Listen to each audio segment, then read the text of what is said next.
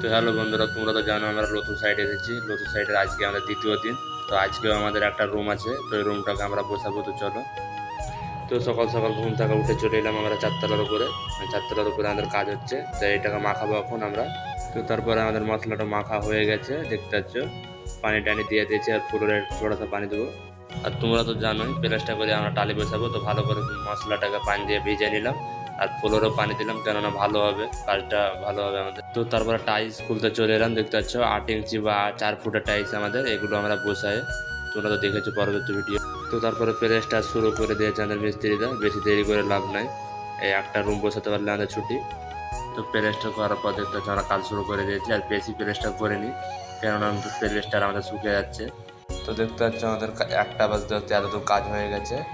আর কাঠ পিসগুলো মারতে আছে, তো আর কাজ হবে না, কেননা আমাদের কারেন্ট নেই সকাল থেকে। তো কাজটা এই পর্যন্ত শেষ।